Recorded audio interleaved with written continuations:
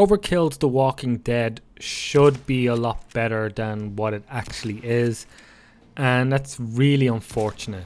From the people that brought you Payday 2 with essentially almost never-ending gameplay and fun to be had, is a game that takes some of those aspects as well as tries to build a camp mechanic and build up resources and a progression, and in the end it's unfortunately surprisingly dull and a slog, and at times actually made me question if Payday 2 was ever that good, but it is. But The Walking Dead unfortunately isn't as good as it really should be, and that comes down to a load of different ways. In Payday 2 you have options of like being really stealthy to pull off heists or a robbery or whatever it is, but things can really go wrong, and when things go wrong the fun, frantic gunplay nature comes into it. In The Walking Dead, that's a detriment to the game because you may be facing against a bunch of human enemies called a family. Its AI isn't particularly great. They will go from a bit of cover to a bit of cover. They can end up like clumping up on top of each other and then jumping over cover when they really don't need to. And their gunplay just isn't that fun. They'll hit you and they'll hit you with for a lot of damage. And it's just the actual encounters just isn't that fun. It's a lot more, everything is a lot more slow and methodical, and I think that's part of why it's just not as fun to play. As well as sort of it wants you to play co-op with others, but there's not a ton of people playing and matchmaking isn't great, and if you don't find someone you don't really get AI companions. You just gotta go it alone, and a lot of these levels do feel like they're made with playing with multiple people, which then leads to a lot of frustrating encounters, like especially when you're going and you're protecting your camp against a ton of the family or zombies.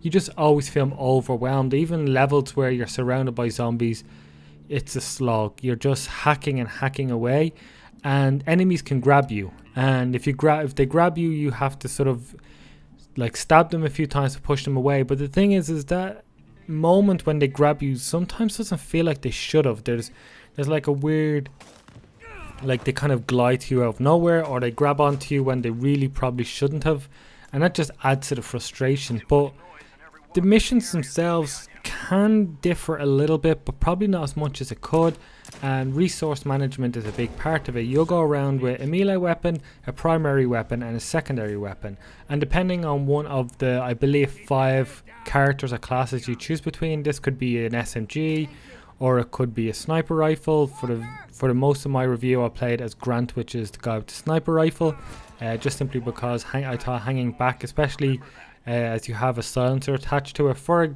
a small amount of time, it does break. I thought that would fit, sort of trying to be quiet. You'll probably see actually at the top in the middle, you'll see like a skull with a bar going around it and then dots. These are sort of the level of how bad the walkers will come towards you. So essentially, as you make noise, but you and the enemy from shooting at you, they will build up a noise meter, and once they hit certain levels, a new wave of enemies will come at you, and they'll come at you in bigger numbers, and they'll come at you in much more aggressive waves. And when that happens, it just isn't fun. Like, you expect that fun, like that's the thing, you think of the Payday gunplay where you're just mowing down enemies and it just feels real frantic but fun. Here it's not, because all the weapons are pretty slow. Even the faster fire rates, they don't really feel that powerful, and that could come down a lot to the looter aspect of the game as well, whereas everything has a number value to it, and especially on your own at the start, and because there's not a ton of people playing the game, you may have to play some of these missions with just yourself or maybe one other person, and it just makes everything a lot more grindy, which is it's fine to an extent, but and I could probably forgive it due to I want it to be a more of a co-op based shooter, and the numbers aren't there right now. It's unfortunate, but also you kind of have to give the benefit, well I would anyway in these situations, that like this is the way they designed the game. If you designed the game to have 4 players in a match or a map, fair enough, like you could potentially reduce maybe the enemy numbers or reduce the difficulty depending on the number of enemies. Other games have done that in the past, but maybe that just didn't suit their design. Fair enough, but it's just not a lot of fun then when you are just grinding it out, and there's nothing to show for it. There's no result. It's, if you die, you got to start the whole mission again, especially when you're on your own. These end segments can be crushing.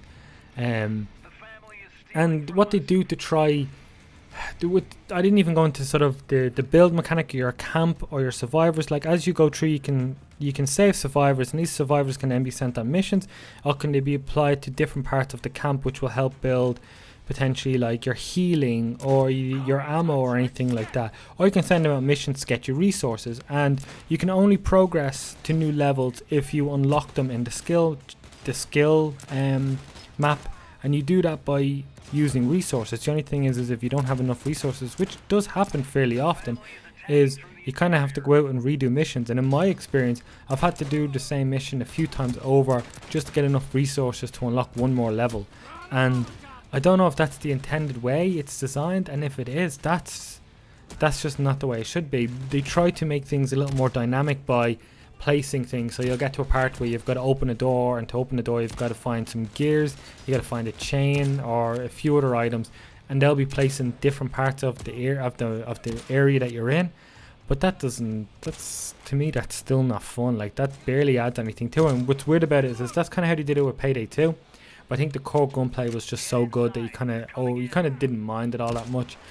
And actually probably the biggest problem with this game, more than all of the others that I've said, is it's technically a bit of a mess. Frame rate holds up most of the time. It can chug a little bit at times, which is fine, I guess. But the amount of times this game just crashed on me, or froze at a window or a loading screen, or just timed out, or would just crash and not respond, and have to like hard shut it down, use a task manager, and that's just no good. Like, beyond all its little shortcomings that could be fixed over time, this kind of needs to be priority. To be honest, they need to get over or get past these technical issues, because it sometimes made it hard for me to sit down and play this game for review over many other games that are there. And at times I just was like, right, I'll play a bit further just to understand things a bit better.